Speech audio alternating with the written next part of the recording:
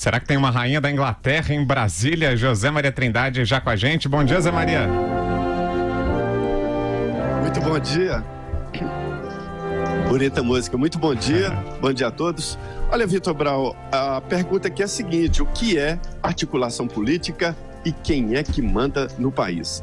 De tanto dizer que o Congresso Nacional está com a bola e de que a reforma da Previdência agora é uma responsabilidade da Câmara dos Deputados, o presidente da Câmara, deputado Rodrigo Maia, dono da bola, pegou a bola, colocou debaixo do braço e hoje é técnico, é orientador e coordenador da reforma da Previdência.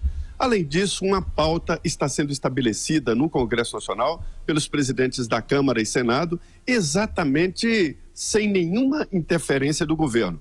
É a primeira vez que isto acontece. Além disso, decretos presidenciais, que foi uma estrada nova, criada pelo presidente Jair Bolsonaro, está sendo interceptada na Câmara e no Senado através de decreto legislativo. E ainda outras ações do Supremo Tribunal Federal. E foi assim que se sentiu o presidente Jair Bolsonaro neste final de semana, uma rainha da Inglaterra. Ele não falou exatamente qual dos projetos, mas existem vários projetos que minam, sim, o poder da presidência da República.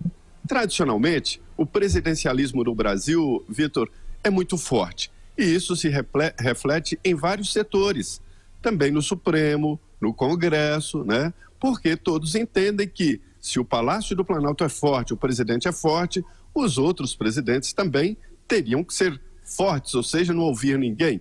Isso se reflete até na iniciativa privada. Por aqui, um presidente de empresa pode fazer e desfazer.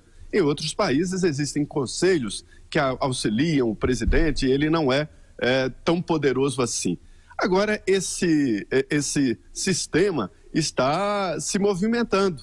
O presidente Jair Bolsonaro desconfia que vários projetos, inclusive a definição das agências reguladoras, estão sendo votados no Congresso Nacional para dar mais poderes aos deputados e senadores e tirar poderes do Executivo. Pois é. Veja bem, até a reforma administrativa, não vejo nada mais parecido com a gestão da presidência da República, né? Foi modificada no Congresso Nacional e o presidente teve que engolir a transferência de partes da FUNAI, do COAF e tal, e isso acabou provocando esse debate de novo por aqui. Afinal, Vitor, ninguém sabe quem é que vai mandar e o que é a tal articulação política. Agora, tem um aspecto aí, Zé Maria, e o presidente, ao falar que o Congresso o está convertendo em rainha da Inglaterra, ele mencionou como exemplo esse projeto que você citou, que é um projeto que estabeleceu um marco regulatório para as agências reguladoras no Brasil, né?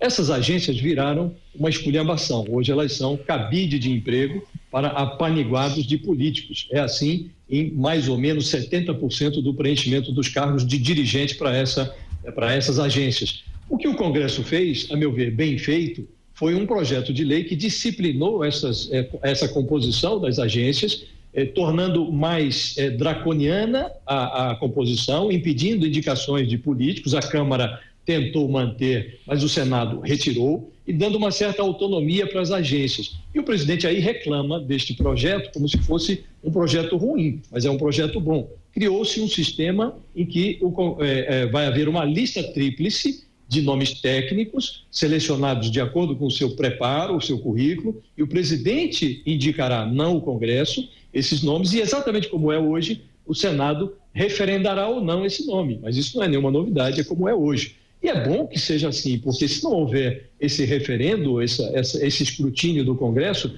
aí o presidente não seria rainha da Inglaterra, mas seria imperador. Então ele reclama de algo que é normal que ocorra. E o projeto que ele escolheu como exemplo não me parece um bom exemplo.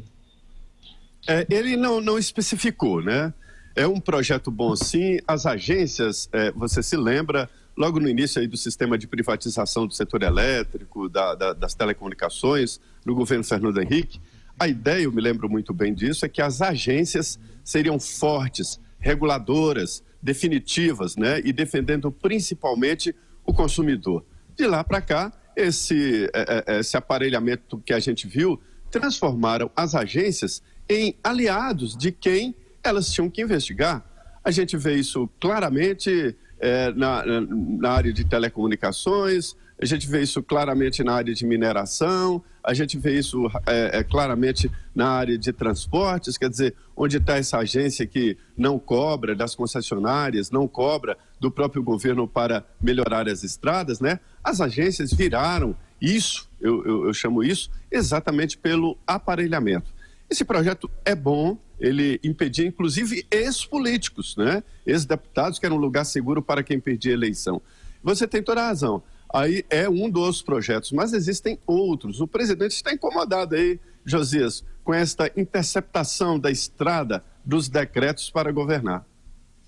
Aí tem um outro aspecto que você lembra bem. O presidente contorna ou tenta contornar a sua debilidade em termos de articulação política com a edição de decretos. Ele se tornou, acho que está competindo com o Fernando Collor de Mello, que também tinha problemas com o Congresso, em número de edição de decretos. Agora, não se pode, no caso das armas, por exemplo, ele editou um decreto que é claramente inconstitucional. Até acho que ele poderia ter ido até a posse de arma, autorizado a posse de armas, e não nesse aspecto não creio que seja uma providência ruim. Agora, disseminar o porte de armas, como ele fez, por meio de decreto, aí sim é inconstitucional. E ele está, então, forçando uma porta que leva o governo a sofrer derrotas no Congresso. De resto, ele não fez o que deveria ter feito, expor uma agenda clara, uma agenda econômica, sobretudo, clara. Ao não fazer isso, ele abriu espaço para que o Congresso Nacional ocupe essa agenda.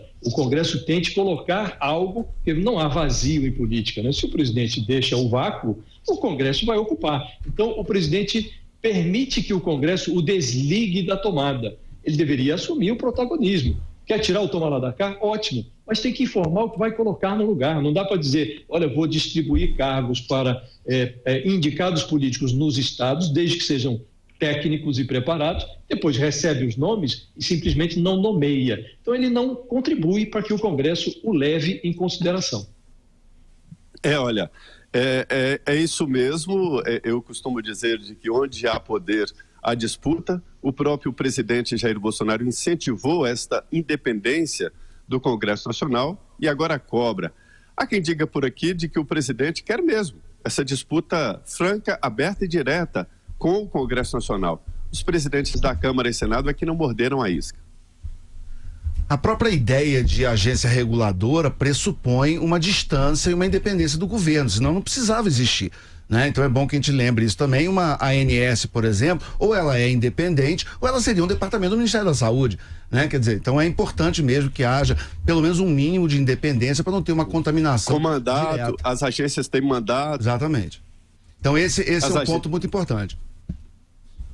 As agências têm mandato, seriam indicados pessoas do mercado e tal.